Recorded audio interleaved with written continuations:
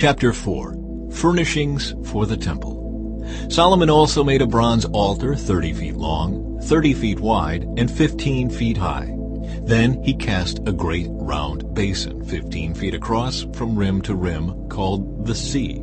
It was 7.5 feet deep and about 45 feet in circumference. It was encircled just below its rim by 2 rows of figures that resembled oxen. There were about 6 oxen per foot all the way around, and they were cast as part of the basin. The sea was placed on a base of 12 bronze oxen, all facing outward.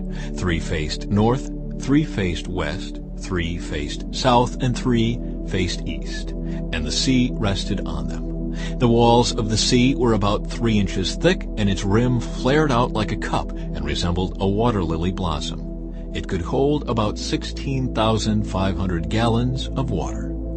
He also made 10 smaller basins for washing the utensils for the burnt offerings. He set 5 on the south side and 5 on the north, but the priests washed themselves in the sea. He then cast 10 gold lampstands according to the specifications that had been given, and he put them in the temple. 5 were placed against the south wall, and 5 were placed against the north wall. He also built 10 tables and placed them in the temple, 5 along the south wall and 5 along the north wall. Then he molded 100 gold basins. He then built a courtyard for the priests and also the large outer courtyard. He made doors for the courtyard entrances and overlaid them with bronze. The great bronze basin called the sea was placed near the southeast corner of the temple.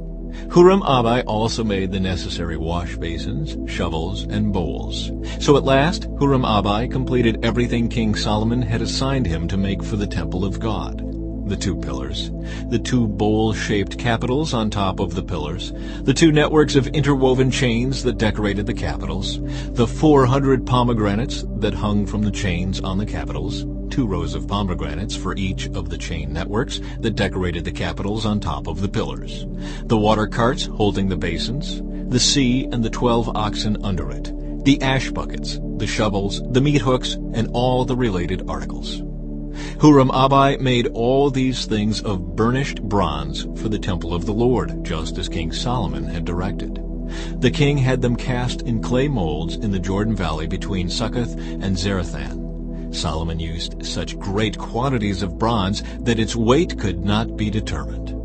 Solomon also made all the furnishings for the temple of God, the gold altar, the tables for the bread of the presence, the lampstands and their lamps of solid gold to burn in front of the most holy place, as prescribed, the flower decorations, lamps and tongs, all of the purest gold, the lamp snuffers, bowls, dishes, and incense burners, all of solid gold, the doors for the entrances to the most holy place, and the main room of the temple, overlaid with gold.